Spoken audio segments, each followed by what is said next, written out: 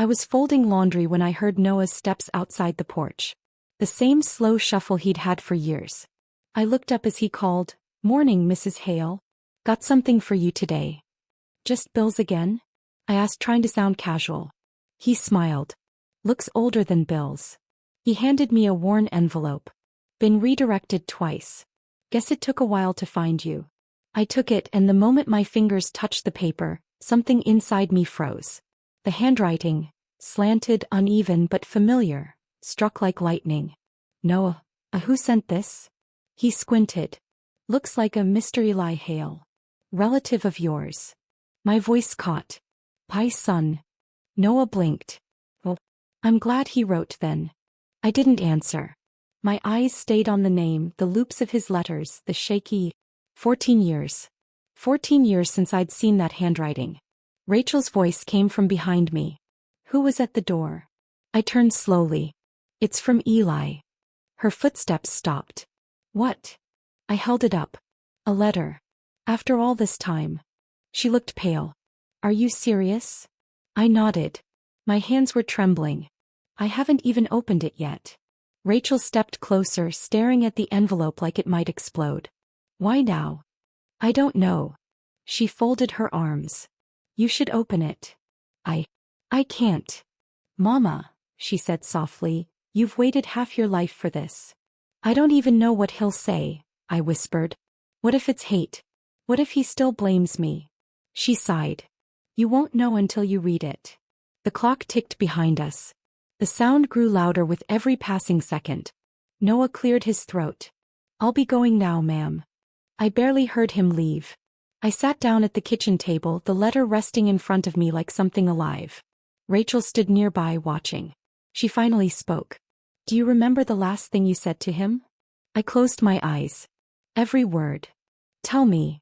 I told him to calm down. That he didn't understand what was happening. But he said he did. He said he'd never forgive me. Then he walked out that door. "And you let him go." "I thought he'd come back by morning." My voice cracked. "He didn't." Rachel sat across from me. "He was 17. Maybe he needed to go." "Needed to go?" I whispered. "He was a child, Rachel." She looked down. "We all were." The silence stretched between us. The kettle clicked off by itself, forgotten. Rachel reached out, her fingers brushing the edge of the letter. "What if he wants to make peace? What if he doesn't?" I murmured. "What if this letter is just another wound? You won't heal by guessing." I stared at the envelope again. The paper was yellowed at the corners, smudged with fingerprints. I could almost imagine him sitting somewhere far away, writing it. Maybe his hands shook like mine. Maybe he hesitated on every word. Rachel's voice softened. "Do you want me to open it for you?" I shook my head. "No. If it's from him, I have to be the one." She nodded slowly. "Then do it." But I didn't move. My throat felt tight. I wanted to hear his voice again, but I was terrified of what it might say. Rachel stood pacing. "You've kept his room the same all these years. You talk about him every night when you think I'm not listening. Don't let fear stop you now." Her words stung because they were true. "I lost him once," I whispered. "I'm afraid of losing him again, this time in words." Rachel sighed. "Maybe the words are what bring him back." I looked up at her. "You think he'll forgive me?" "I think," she said quietly, "he already has. Or he wouldn't have written." Her words hung in the air like a small mercy. I touched the corner of the envelope again. "It's strange. My heart feels too loud." Rachel smiled faintly. "Then listen to it." I exhaled long and heavy. "Not yet." She frowned. "Why?" "Because once I read it, I said, everything changes. Whether it's good or bad, once I open it, there's no going back." Rachel studied me for a moment, then turned toward the doorway. "I'll make some tea. Maybe that'll help." As she left the room, I stared at the letter one last time. The ink of his name had faded a little, like time itself had tried to erase it, but it was still there. So was he. I placed the letter gently on the table beside the folded laundry. My hands refused to touch it again. The house felt too quiet, the air too heavy. 14 years of silence sat between me and that envelope. And for now, silence felt safer than the truth waiting inside. I didn't sleep that night. The letter stayed on the table, its shadow stretching across the wood like a reminder I couldn't escape. Around midnight I lit a candle and sat there alone. The flame flickered and my mind dragged me back to the night everything fell apart. It was raining that evening. I remember the sound against the windows like the sky itself was crying. Eli, come downstairs. I had called. My voice shook more than I wanted it to. He came stomping down, angry, his hair wet from the storm outside. You let him do it again, didn't you? Eli, calm down, I said. I don't even know what you're talking about. You do, he snapped. He hit you again, didn't he? I heard you crying. I swallowed hard. Your father's he's struggling. Struggling. Eli laughed bitterly. You always have excuses for him. Thomas's voice thundered from the kitchen. What's going on here? Eli turned on him. You don't get to talk to her like that. Thomas stepped closer, reeking of whiskey. You don't tell me what I can do in my own house. It's not a house, Eli spat.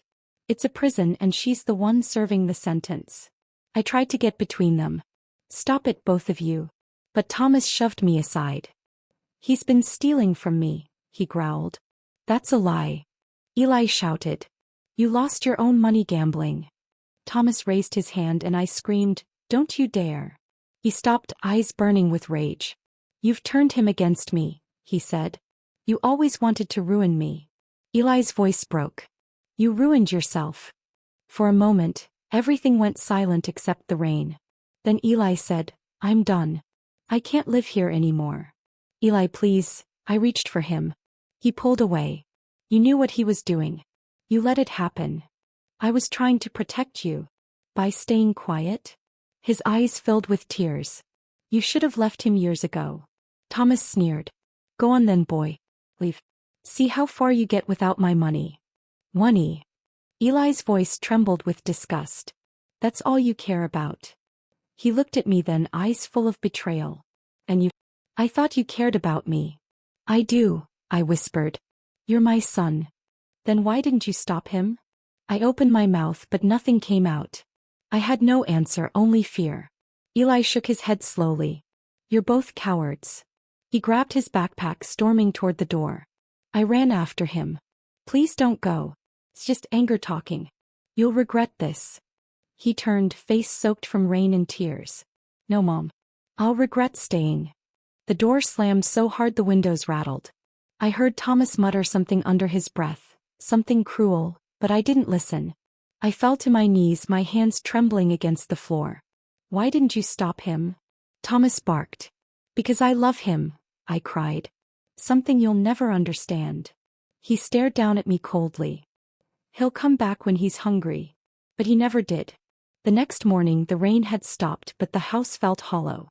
Rachel sat at the table, her little hands holding her breakfast untouched. Where's Eli? She asked.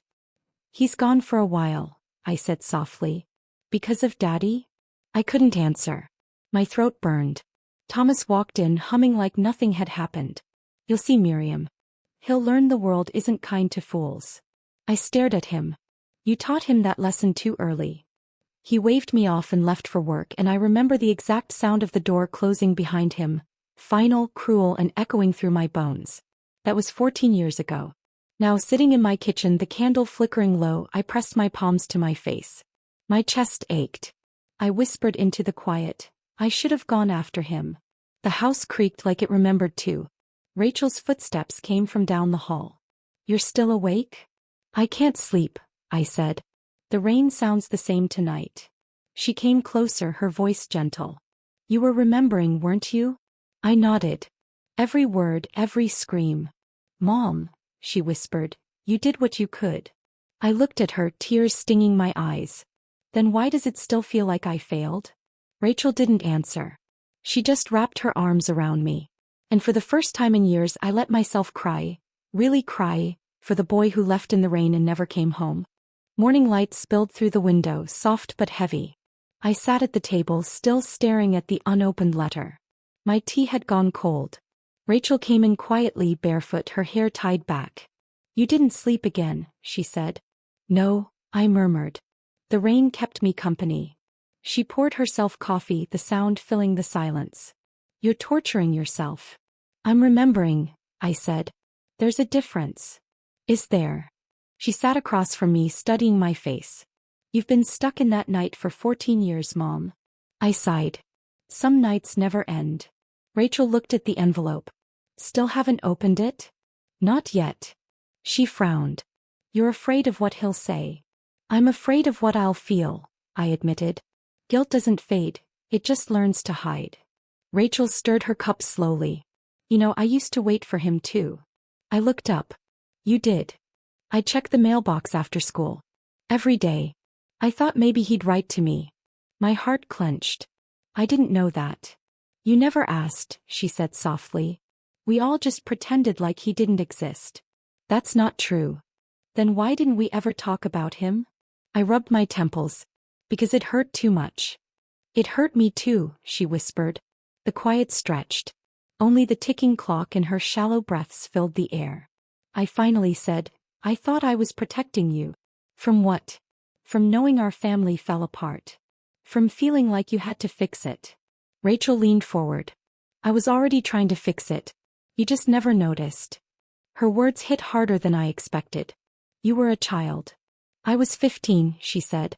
Old enough to see everything. Old enough to know Dad wasn't who he pretended to be. I swallowed hard. You shouldn't have had to carry that. I didn't have a choice.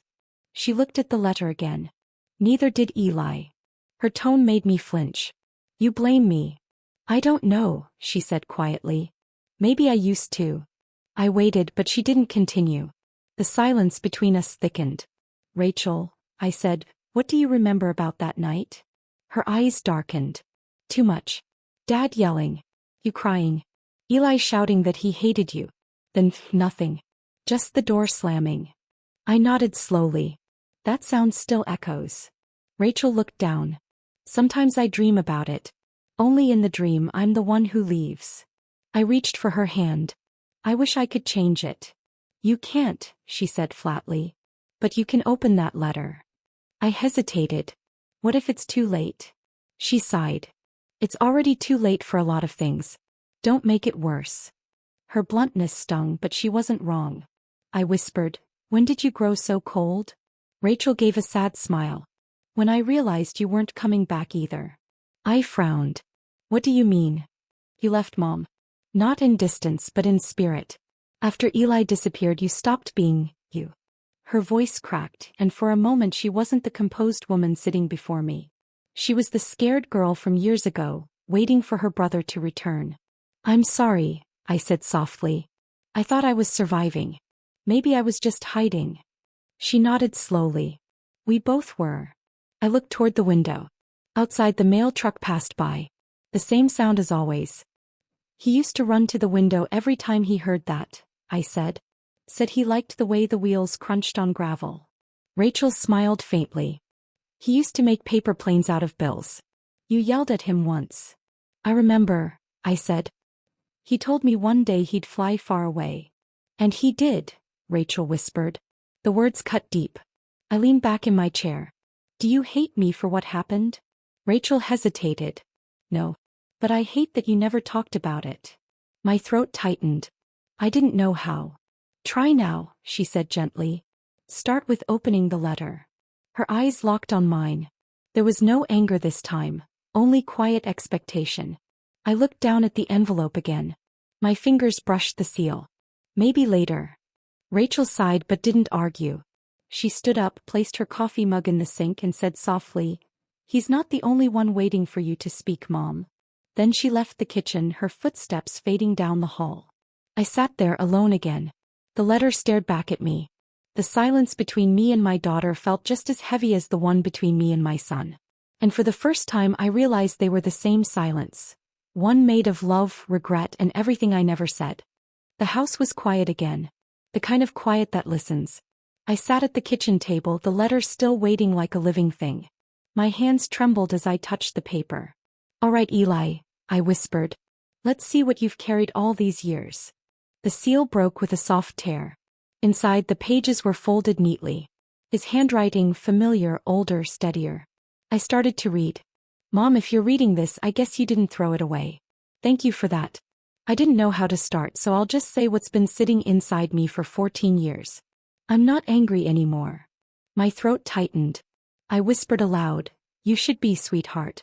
You have every right to be. I used to think you hated me, that you chose him over me.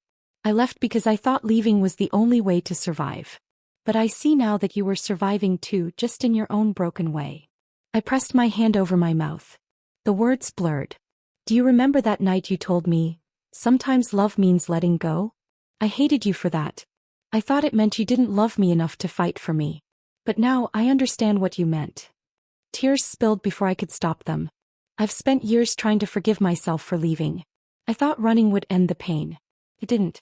It just followed me everywhere. I kept hearing your voice, the way it cracked when you said my name that last time. I whispered, "Eli." The paper shook in my hands. "I built a life. I have a son now. He asks about his grandmother sometimes. I tell him she has hands that can heal anything but her own heart." I gasped softly, my chest tightening. "A son." Rachel's voice came from the doorway. "He has a son?" I turned around. She stood there, arms crossed, eyes glistening. "I thought you left," I said. "I couldn't," she replied. "I heard you talking." I wiped my face quickly. "He wrote that he's not angry anymore." Rachel walked closer. "Then read it aloud, Mom. Please." I hesitated but nodded. My voice trembled as I continued. "I didn't write to make you feel guilty. I wrote because I finally remembered something important. You were the only person who stayed even when you were breaking. You kept the house warm, you kept Rachel safe, and you carried all the blame alone." Rachel sat down beside me. "He remembered," she whispered. I nodded, continuing. "I used to see you as the villain. Now I see you were just human. I've learned that forgiveness isn't a gift. It's a choice we make to stop bleeding." I stopped reading for a moment, taking a shaky breath. Rachel said softly, "He sounds healed." I whispered, "Maybe he's healing both of us." There was more. "Mom, I don't expect you to reply. But if you ever want to, I left an address. I'm not far. I'd like you to meet my family. If you're ready." I read the address aloud. Rachel's eyes widened. "That's only 2 hours away." I nodded slowly. "He's been so close all this time." Rachel took the letter from me, her voice breaking. "You should go, Mom." "I don't know if I can." "You can," she insisted. "You owe it to yourself." "I owe it to him," I said. She reached for my hand. "Both can be true." I looked back down at the letter. One last line caught my eye. "If you're scared, just bring the old music box. The one you played when I couldn't sleep. If I hear it, I'll know it's really you." The words hit me like a memory I'd buried. That tune, the lullaby that once filled our nights. Rachel whispered, "Do you still have it?" "In the attic," I said softly. "Wrapped in an old blanket." "Then go get it." I smiled weakly. "You sound just like him when you say that." She smiled too, eyes glistening. "Then maybe that's your sign." I folded the letter carefully, tracing his name at the bottom. "Love, Eli." The ink was slightly smudged, as if he'd cried too. I pressed the paper to my heart. "He forgave me," I whispered. Rachel nodded. "Now you need to forgive yourself." The words lingered in the air, heavy and true. I looked at the clock. For the first time in years, I felt something shift, like the silence had finally cracked. Tomorrow I would climb into the attic. Tomorrow I would find that music box. And maybe, just maybe, I'd find the courage to let him hear it again. The attic smelled like dust and memories. I hadn't been up here in years. Every creak of the wooden steps made me feel like I was walking back through time. Rachel's voice echoed from below. "You okay up there, Mom?" "I'm fine," I called back. Just taking a breath. The light from my phone barely cut through the dimness. Boxes towered like forgotten monuments. I whispered to myself, "Old bills, photos, Christmas junk. Where are you?" I opened a box labeled Eli's room. My heart jumped. Inside were his drawings, little stick figures of us holding hands. My throat tightened. "You used to draw us smiling," I murmured. "Even when we weren't." Rachel's footsteps came closer. "Found anything?" I held up the papers. "His drawings." She smiled softly. "He always tried to make you happy." I nodded. "Even when he was hurting." She stepped beside me. "Maybe this is where the music box is." We opened another box together. Old books. A broken frame. And then I saw it. A small wooden box with carved roses on top, dulled with time. There you are, I whispered. Rachel leaned closer. That's it. I nodded. My fingers brushed the lid. The latch clicked softly. I opened it and the tune began to play, slow, trembling, a melody that once filled our nights. Rachel gasped. It still works. The sound wrapped around me like a ghost. I used to play this when he couldn't sleep, I said. He'd lie next to me holding my hand waiting for the song to end before he drifted off. Rachel sat down on an old trunk. Why'd you stop playing it? After he left, I said. The sound felt like punishment. Every note reminded me that I'd failed him. She looked at me gently. You didn't fail him, Mom. You survived. I turned the box toward her. Listen to it. Do you hear how fragile it sounds? Like it's afraid to keep going. Rachel smiled faintly. Maybe it's not afraid. Maybe it's just been waiting for you to start it again. I let out a shaky laugh. You sound like him again. Good, she said softly. Maybe that's my job now. I stared at the spinning gears. He said to bring this if I ever visit. Said he'd know it's me. Rachel's eyes brightened. Then that's what we'll do. You're not doing this alone, she said firmly. He's my brother too. I hesitated. What if he doesn't want to see me? What if this letter was just closure? Rachel shook her head. You don't write something like that for closure. You write it because you still care. I swallowed hard. It's been 14 years, Rachel. What do I even say to him? He shrugged. Start with what's true. What's true is that I miss him every single day, I said. That I never stopped hoping he'd walk through that door. Then say that, she said softly. That's enough. The music faded to silence. The last note hung in the air like a prayer. I whispered, it's strange how something so small can carry so much of your heart. Rachel placed her hand over mine. You carried his too. I smiled weakly. You always know what to say. Only because I learned from you. I looked around the attic. The dust didn't bother me anymore. The shadows felt softer somehow. I think I'm ready, I said quietly. Rachel grinned. Good. Then we're leaving tomorrow. Tomorrow. Yes, she said. Before you talk yourself out of it. I laughed through my tears. You sound like your father when you're bossy. Her smile faltered. Do you think he'd be proud of this moment? I looked at her, then at the music box. He'd be proud of us for surviving what he couldn't. Rachel nodded slowly. Then it settled. I closed the lid gently. Tomorrow we go. She hugged me tightly. Tomorrow you see your son again. For a moment the attic didn't feel like a graveyard anymore. Felt like a doorway. The weight I'd carried for years shifted just a little. I tucked the music box under my arm. It's funny, I said. The same box that once soothed a child might heal a mother now. Rachel smiled through her tears. That's how love works. It circles back. I glanced one last time at the dusty boxes. Then let it circle home. We turned off the light and went downstairs. The melody lingered in my head, faint but alive. Tomorrow I'd bring it to him. Tomorrow the silence would finally end. The morning light felt unfamiliar on my skin, like it was touching someone new. I hadn't slept. The music box sat on the seat beside me, wrapped in a scarf. Rachel climbed into the passenger side holding 2 cups of coffee. You ready? I exhaled slowly. As I'll ever be. He handed me a cup. Then drink this before you change your mind. I smiled faintly. You really think I'd back out now? Yes, she said without hesitation. You've done it before. I glanced at her. You're brutally honest for someone who still needs me to drive. He grinned. You taught me that honesty matters more than comfort. The road stretched ahead, empty and gray. The engine hummed beneath the silence. For a while neither of us spoke. Then Rachel said quietly, "What's the first thing you'll say to him?" I stared straight ahead. I don't know. Maybe, "Hi, I'm the mother who let you go." She frowned. That's not fair to you. It's true though, I said. He left, but I didn't stop him. You didn't stop him because you were trying to protect him. I sighed. Protecting him hurt him more than anything. Rachel sipped her coffee. You can't change what happened. You can only choose what happens next. Her words settled in the air like a small truth I wasn't ready to face. I turned on the radio to fill the silence. A soft old song came on, the same tune the music box played. My chest tightened. Rachel whispered, "He'll recognize that song." I nodded. It used to be his favorite. "He'll know it's you the second he hears it," she said. I smiled faintly. "If he listens." "He will," she said firmly. "You're his mother." The miles rolled by. Fields blurred past the windows. My hands tightened on the steering wheel. I whispered, "What if he looks at me and sees a stranger?" Rachel reached over and touched my arm.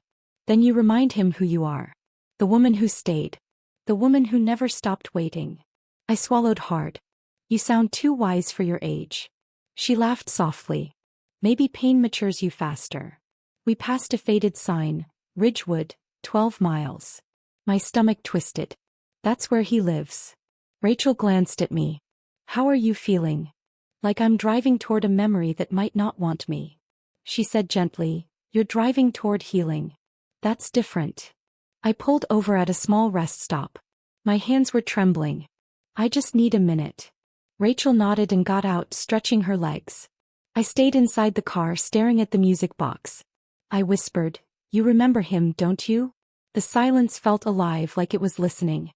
Rachel leaned through the window. "Mom. I'm scared," I said quietly. "Scared that I'll see his face and realize I waited too long." She knelt beside the car. "You waited exactly as long as you needed to. If he's anything like you, he'll understand." I turned to her. "You think he'll forgive me?" She smiled. "He already did. The letter was proof." I looked down. "Then maybe I need to forgive myself before I knock on that door." Rachel's eyes softened. "Then start now." I took a deep breath and whispered, "I forgive me." The words felt foreign, but something inside loosened. Rachel smiled. "See? That's the first real step." I reached for her hand. "Thank you." "For what?" "For not giving up on me." He squeezed my hand. "You taught me not to." We got back in the car. The air felt lighter somehow. As I started the engine, Rachel said, "Mom, look." Ahead, the clouds broke, sunlight spilling across the road like a sign. I smiled. "Maybe someone up there finally thinks we've earned a little peace." She laughed softly. "Or maybe Eli's just waiting with open arms." I drove in silence for a while, letting the moment breathe. The road wound through tall trees, the kind that always reminded me of his childhood hikes. "Do you think he'll bring his family?" I asked. Rachel nodded. "He mentioned a son, right? Maybe you'll meet your grandson today." The thought made my eyes sting. A grandson. I never thought I'd hear that word. Rachel whispered, "You deserve that joy." We reached the edge of town. Small houses lined the street. My heart pounded. "His address is on Oak Lane," I said. Rachel pointed ahead. "There it is." A white house with blue shutters. Quiet. Peaceful. A small bike in the yard. I pulled over and turned off the engine. My pulse roared in my ears. Rachel looked at me. "You ready?" I took the music box from the seat and held it close. "Ready or not, it's time." She smiled. "Then let's go home." My hands wouldn't stop shaking. The music box felt heavier than it ever had. Rachel touched my shoulder. "Breathe, Mom." "I am," I whispered, though my chest said otherwise. We stood before the White House. A child's laughter echoed faintly from inside. My throat tightened. "He has a family now," I said. "What if I'm just interrupting his happiness?" Rachel shook her head. "You're part of his happiness. He just doesn't know it yet." I nodded, though I didn't believe it. My feet felt like they were made of stone. I climbed the steps slowly, one at a time. Rachel whispered, "Knock." I raised my hand, but it hovered in midair. 14 years, I murmured. "What do you even say after 14 years? She said softly, "Say nothing. Just knock." So I did. 3 quiet knocks. Then silence. My heart pounded so loudly it felt like the whole world could hear it. A moment later, footsteps. Then the door opened. And there he was. Older. Taller. Broader shoulders. A little scar above his brow I didn't recognize. But those eyes, those were mine. He froze. His breath caught. "Mom." My voice broke. "Eli." For a second neither of us moved. It was like time folded in on itself. He stepped forward, hesitant. You came. I nodded, holding up the small scarf-wrapped bundle. You said to bring this. His eyes softened. The music box. I opened it and the familiar tune filled the air. The melody fluttered between us, fragile and trembling. He covered his mouth, tears spilling before he could stop them. You still kept it. I never let it go, I whispered. He let out a shaky laugh. I didn't think you'd actually come. I almost didn't, I said honestly. But then I realized I'd already waited most of my life for this moment. He wiped his face. 14 years. I don't even know where to start. Start anywhere, I said softly. I'll listen this time. He glanced past me. Is that Rachel? Rachel smiled nervously. Hi, Eli. He stepped forward and hugged her first. You grew up, he said, voice breaking. She laughed through tears. You didn't come to my graduation. I held a seat for you anyway. He winced. I'm sorry. I know, she said. That's why we're here, to stop saying sorry. Eli looked back at me. His face changed, hope and regret tangled together. Mom, I said awful things that night. I blamed you for everything. For him. For leaving. For everything. I shook my head. You were hurting. So was I. I hated you, he said quietly. But I never stopped loving you. That was it. My knees nearly gave out. I pressed a hand against the doorframe. Do you have any idea how many nights I prayed just to hear that? He stepped closer. You don't have to pray anymore. I reached for him, my hands trembling as they touched his face. You're real, I whispered. You're really here. He nodded, voice breaking. You raised Rachel alone. You survived him. You did everything I couldn't see back then. Tears blurred my vision. I did what I had to do. But losing you nearly broke me. He pulled me into his arms and for the first time in 14 years, I held my son again. Rachel sniffled behind us. Well, she said softly, I guess we can stop pretending we're not all crying. Eli laughed through his tears. Come in. Please. Inside the house smelled like cinnamon and coffee. A small boy peeked from behind the couch. Eli smiled. That's Liam. The boy stared at me curiously. Are you Grandma? I froze, my heart twisting. Yes, I whispered. I think I am. Liam ran forward and hugged my leg. Daddy talks about you sometimes. I looked at Eli. He smiled shyly. I told him you had magic hands. I laughed softly. Magic? Oh, Eli. Rachel knelt beside Liam. See? Told you she's real. The boy giggled. Eli turned back to me. You came back into my life at the right time. I wiped my face. No, sweetheart. You let me back in. That's the difference. He nodded slowly. Then maybe it's time to start again. The music box kept playing softly on the table. The same song that once healed a frightened child was now mending two broken hearts. I whispered, 14 years apart and this melody still knows our story. Eli smiled, eyes full of tears. It never forgot us. And for the first time in forever I believed him. After dinner, Rachel took Liam outside to play. The laughter drifted through the window, soft and far away. Eli and I sat across from each other at the kitchen table, the same way we had years ago. Only now the silence between us wasn't filled with anger, just fear. He looked at me carefully. I thought I'd feel different seeing you again. How do you feel? I asked softly. Like I'm 16 again, he said, forcing a laugh. Standing in this same silence, waiting for someone to say what we both avoided. I nodded slowly. Then maybe we should finally say it. He leaned back, eyes searching mine. Do you even remember what happened that night? My throat tightened. Every second. He frowned. Then tell me what I never understood. I took a shaky breath. You came home late. Your father was waiting. He'd been drinking again. Eli's jaw tensed. He said I was throwing my future away. He said worse, I whispered. He said you were just like him. Eli's eyes darkened. And you didn't stop him. I tried, Eli. I begged him to stop. He slammed his fist softly against the table. I remember shouting. I remember you standing there, crying silent. I thought you were choosing him over me. Tears burned my eyes. I wasn't choosing him. I was trying to keep him from hurting you. Eli's voice cracked. He hit me that night, didn't he?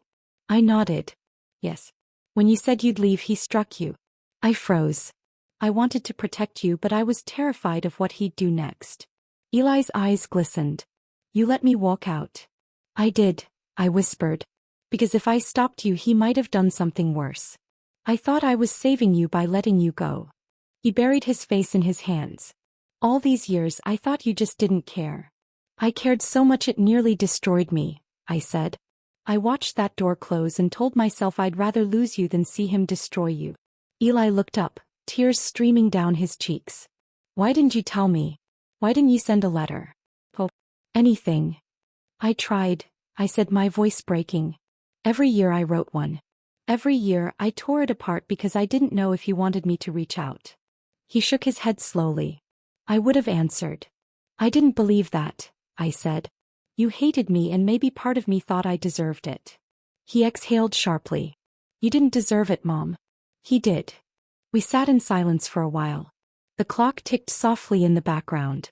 Finally, I whispered, do you ever think about him? Eli's expression hardened. Sometimes. Mostly when I'm scared I'll become him.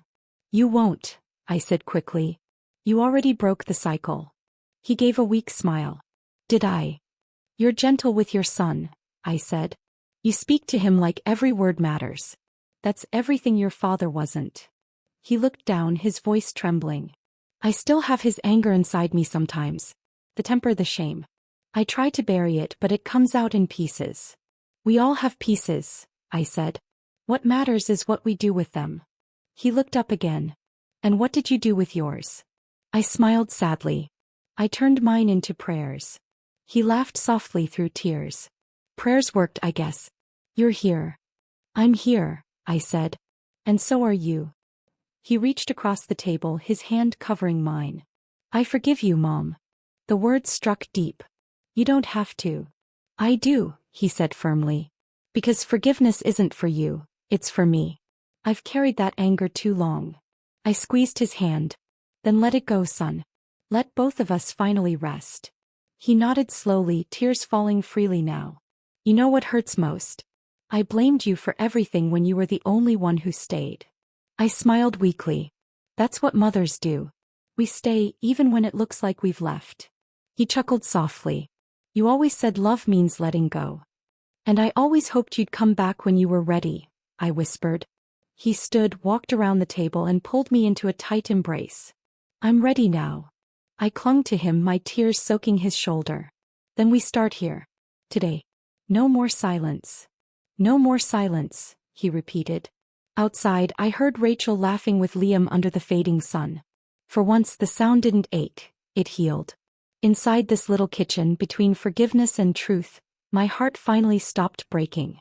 Morning sunlight filtered through the curtains, painting soft lines across the kitchen floor. The quiet felt different now, gentle, not heavy. For the first time in years, my heart didn't ache when I heard Eli's footsteps coming down the hall. Coffee? I asked, holding up a mug. He smiled faintly. Only if you promise not to drown it in sugar. I chuckled. Old habits die hard. He took the cup and sat across from me just like last night. The silence between us felt full now, not empty. Did you sleep at all? I asked. Barely, he admitted. I kept replaying everything we said. It was hard, but it felt like breathing after years underwater. I nodded. I know that feeling. He looked at me seriously. Mom, I meant what I said. I forgive you. Tears welled up again. I don't deserve your forgiveness. Yes, you do, he said softly. Because you never stopped loving me even when I made it impossible. My voice trembled. Every day I prayed that you'd be safe. That somewhere out there someone was kind to you. He smiled sadly. There were kind people. But none like you. Before I could reply, Rachel came in with Liam, both smiling. Good morning, everyone. Grandpa pancakes. I laughed. He's not a grandpa yet, dear. Eli grinned. Don't say that too loud, Liam might start calling me one. Liam tugged on his sleeve. Can I call you Uncle Eli? Eli crouched down to meet his eyes. I'd like that very much. Watching them, something deep inside me healed. The distance between yesterday and now didn't feel impossible anymore. Rachel noticed the letter sitting on the counter. You still haven't read it? I looked at the envelope, Eli's handwriting, the same shaky lines that had started all of this. I think I already know what it says. Eli nodded. It said everything I couldn't say in person. Then let's keep it sealed, I whispered, as a reminder of what silence almost cost us. He smiled. Agreed. We ate breakfast together, laughter echoing where once there had only been pain. Liam spilled syrup all over his plate and Eli helped clean it, pretending to grumble but smiling the entire time. Afterward, Rachel took Liam to the garden. Eli stayed behind washing dishes while I dried. He glanced at me. You kept the house exactly the same. I couldn't change it, I admitted. Every corner held a memory I wasn't ready to let go of. He set the dish down gently. Maybe now it's time to make new ones. I smiled. That sounds like something your father would have said on a good day. He hesitated. Do you miss him? I sighed. Sometimes. Not the man he became, but the man he was before the anger took over. Eli nodded. I think part of me misses him too. Not the shouting, not the fear, just the moments before it all fell apart. That's okay, I said softly. We don't heal by erasing the past. We heal by forgiving the parts that still hurt. He looked thoughtful. I want Liam to grow up knowing that kind of strength. He already does, I said, smiling at him. Because he sees it in you. Eli dried his hands, then walked over and hugged me again. I thought coming back here would reopen old wounds. Instead, it feels like closing them. Maybe that's what coming home really means, I said. He pulled back slightly, smiling. Then I guess I'm home. Later we went outside. Rachel was helping Liam plant tiny seeds in the soil. The air smelled of grass and promise. Mom, come here. Liam called. We're growing sunflowers. I knelt beside him, touching the soil gently. Sunflowers always face the sun, no matter where they are. He grinned. Like us. Exactly like us, I said, my heart swelling. Eli stood behind me, arms crossed, watching his son. You were right, he said quietly. There's beauty after pain. I looked up at him. There always was. We just forgot to look. He nodded, eyes glistening. Thank you for waiting for me. I'd wait 1,000 more days, I said. Because the love between a mother and son doesn't have an ending. The sun broke fully through the clouds, bathing us all in light. For once, it didn't feel like morning after a storm. It felt like morning after forgiveness. Eli smiled, brushing the dirt from his hands. So what now? Now, I said, we start tomorrow. He laughed softly. The gift of tomorrow. I nodded. Yes, my love. The gift we almost lost, but finally found. I sat on the porch that evening, the same wooden steps where I used to wait for a letter that never came. Now the silence didn't hurt anymore. It felt peaceful, like an old friend who had finally learned how to listen. Eli stepped out with 2 cups of tea. I made it the way you like, too sweet. I smiled. You're learning. He sat beside me, the golden light of sunset falling across his face. I've been thinking about Dad. I turned to him, surprised. After all this time? He nodded. Yeah. I realized, hating him only kept me tied to the pain. I looked out at the yard, the fading light touching the flowers Rachel and Liam planted. He made terrible choices, Eli. But I think part of him was broken too. Eli sighed. I used to believe forgiving him would mean letting him off the hook. But now I know forgiveness isn't for him, it's for me. I nodded slowly. And for me too. He looked down at his hands. I kept that photo of us. The one before everything went bad. You did. Yeah, he said quietly. I kept it folded in my wallet even when I swore I hated you. I couldn't throw it away. My throat tightened. Then maybe love never really left us. It was just hiding under the hurt. He gave a faint smile. I think you're right. We sat there in silence, listening to the crickets start their song. The world felt small but complete. After a while, Rachel joined us, holding a tray of cookies. You two are quiet. That's suspicious. Eli grinned. Just solving the mysteries of life. She laughed. Then you'll need more sugar. Liam ran out after her, his little hands sticky with chocolate. Grandma, look. My sunflower is taller than me now. I laughed, standing to admire it. That means you've both been giving it lots of love. He nodded eagerly. Every morning. Eli watched him, eyes soft. You know, I think Dad would have loved this. Rachel glanced at him. Maybe in some way he's watching. Eli nodded. If he is, I hope he sees we broke the cycle. That sentence lingered in the air like a prayer. I placed my hand over his. You did what I couldn't. You healed. He looked at me with gratitude.